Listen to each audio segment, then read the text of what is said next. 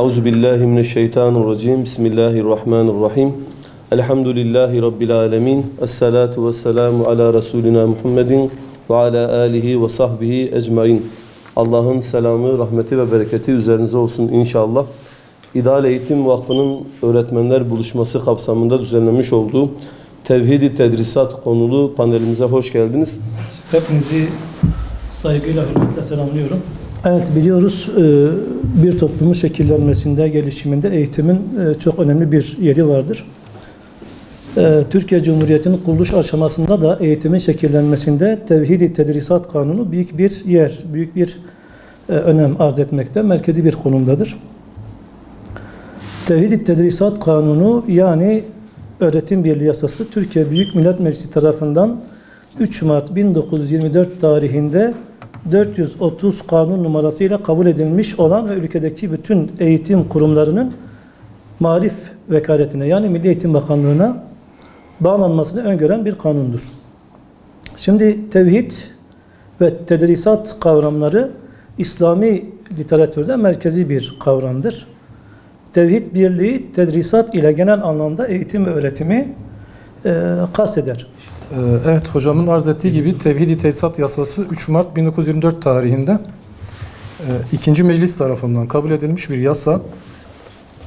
7 maddeden ibarettir. Şimdi yasanın Cumhuriyet devrimleri ya da Atatürk devrimleri kapsamında değerlendirilmesi için onların kendi dünyevi bakış açısı artı hangi gerekçeler üzerine temellendirildiğine bakmak lazım. Bunun için de öncelikle Osmanlı'nın son dönemlerine de bir genel hatlarıyla göz atmamız gerekiyor. Hangi gerekçeler üzerine bunu temellendiklerini anlayabilmemiz için. Bu çerçevede Osmanlı'nın son dönemlerine şöyle bir genel hatlarıyla bakarsak, birincisi Osmanlı Devleti çok farklı etnik unsurları ve çok dinli yapıyı barındıran bir devlet düzenine sahip. İkincisi Osmanlı Devleti millet sistemi adı verilen bir yapıyla oluşturulmuş. Burada kastedilen millet sistemi kesinlikle bugünkü manada ulusçu etnisiteye dayalı bir yapı değil. Malumunuzdur, millet kavramı esas itibariyle Arapça kökenli bir kavramdır ve Kur'an-ı Kerim'de de geçmektedir ki Hazreti Peygamber'in bir hadisi vardır. Küfür tek millettir. Osmanlı millet kavramını bu çerçevede ele almıştı. Yani bugünkü manada ulusçu, etnisite, ırk, kavim, soy, sop manasında millet kavramını almamıştır, değerlendirmemiştir ve o şekilde devlet sistemine de yansıtmamıştır. Millet sistemini dini temelli olarak ele almış. Bu bağlamda Müslümanlar, Yahudiler ve Hristiyanlardan müteşekkil bir toplum yapısı var. Evet, devlet İslami nitelikli bir devlet ama bu farklı etnisiteye bağlı veya farklı inançlara bağlı olan toplumların da bu hakikatlerini yaşamalarına müsaade etmiş. Dolayısıyla mesela Yahudi ve Hristiyanları İslami temel eğitim kurumları olarak bilinen medreselerde nasıl istihdam edeceksiniz? Nasıl eğitim vereceksiniz? Çünkü İslami temelli bir eğitim verecekseniz bu problem olacaktır. Dolayısıyla Osmanlı bunları çözmeye ve aşmaya çalışmış ve aşmış kendince. Belki belli zaman dilimlerinde Osmanlı ilk 300 yılında bu çok ciddi bir problem olmamış ama özellikle sonraki dönemlerde dünya sadece bizden ibaret değil. Burada kıstas Batı medeniyeti ve Avrupa'dır. Evet, belki Osmanlı'nın ilk 300 yılında Osmanlı'nın müthiş bir aksiyoner yönü var. Üstünlük ve hakimiyeti söz konusu ve bunu bütün alanlarda görebiliyoruz ama son dönemlerde Batı'nın gerçekleştirdiği coğrafi keşifler, Rönesans, aydınlanma felsefesi, kendi inançları olan Hristiyanlıktan uzaklaşma ve sekülerleşme bilimsel anlamda da teknolojik manada da gelişmelerinin kapılarını aralamış. Niyetinde de bir mücadele ve rekabet söz konusu. Bu mücadele ve rekabette de geriye gidiş var. Bir kayıp yaşanıyor.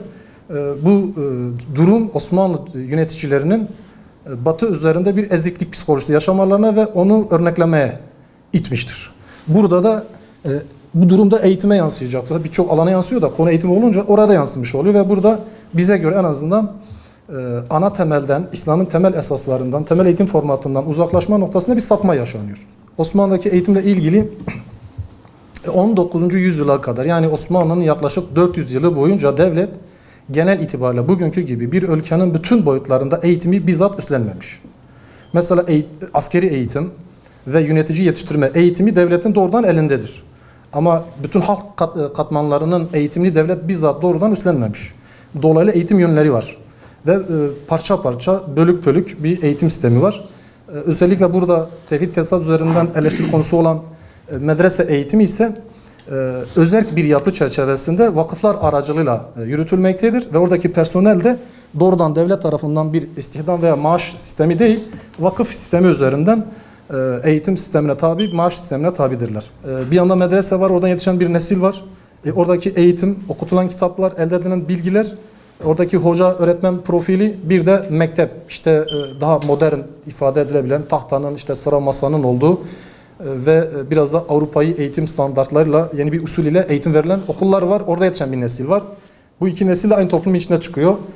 Burada işte yapılan değerlendirme nedir? Eğitimde ve yetişen nesil toplamında ikilemin ortaya çıktığı ve zihinsel bağlamda, kültürel noktada bir kutuplaşmanın da yaşanmasına zemin hazırlandığı hususudur. Yani burada ara bir format üretilememiş. Bir yandan işte daha çok Avrupa'ya odaklı bir nesil, diğer tarafta işte klasik geleneksel medrese geleneğinden yetişen bir nesil. Mektepli kesim biraz daha topluma üst tabakadan bakan bir zihniyet yetişirken medrese geleneğine gelen insanlar biraz daha taşrada, kırsalda halkla işçi oldukları için toplum biraz daha içli dışlı oldukları söylenebilir. Şimdi bu anlattığımız özet tablo çerçevesinde Osmanlı Devleti'nin çok uluslu, çoğulcu, çoğunlukçu değil, çoğulcu, çok kültürlü ve çok dinli bir devlet yapısı nedeniyle onun eğitim formatının tek eğitim formatlı olmadığını görüyoruz. Tevhidi tedrisat yasası büyük bir proje arkadaşlar.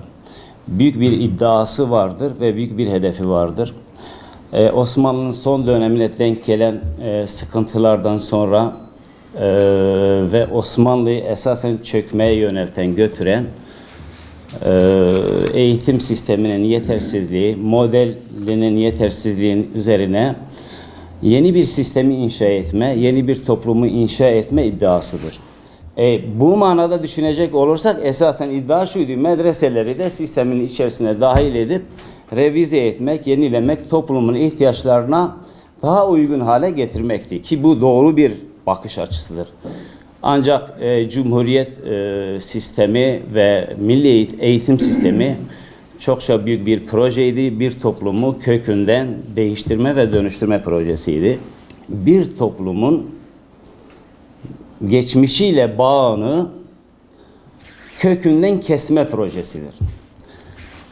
Tam kökünden baltayı vurmuşlar ve kesmişler. Tamamen köküyle, geçmişiyle, beslendiği kaynakla, beslendiği toprakla, suyla bağını, irtibatını kesme projesidir.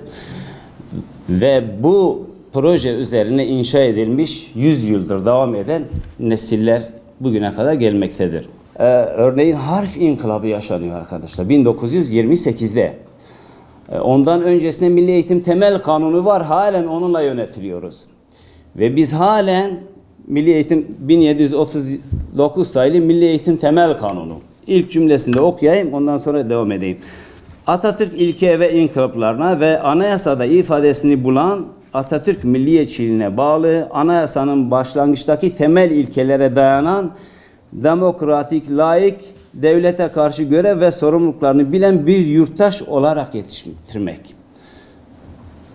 Bütün sistemin özü bu.